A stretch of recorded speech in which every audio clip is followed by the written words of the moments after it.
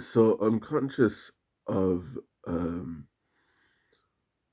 fact that maybe academia is in a slow lane, while making cogent points is in a slow lane.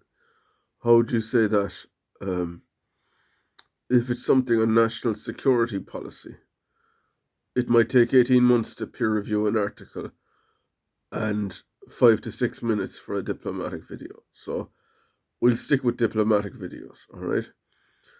So, what would we mean by a zero sum game?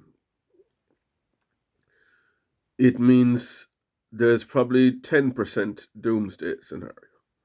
All right, so I'll give you two examples. All right.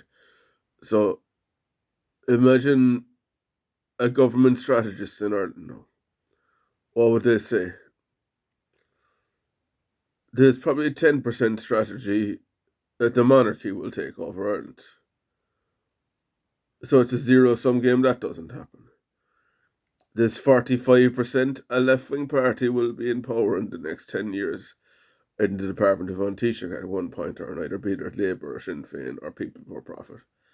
And there's 45% that Fianna Fáil and Fine Gael will hang on to the ticket. So it is a zero sum game.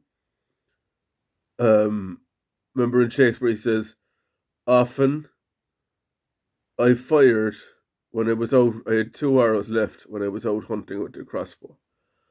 I fired one and lost it.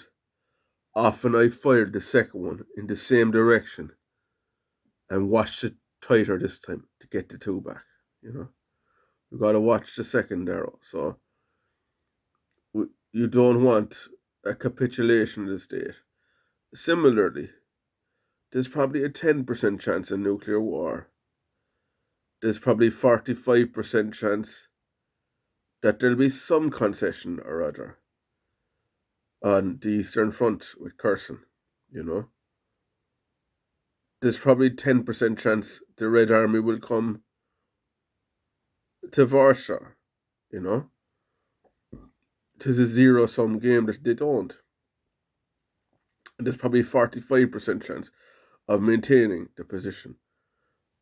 So that's what we mean by a zero sum game, Don't be getting all blood and thunder over the 10%. Like, you have to take a deep breath, take your medication, Pridal or whatever it is, like, and just say, yeah, as long as the 10% doesn't happen, I'm really not too browned off about it. We'll just keep going. That's what you have to do in politics.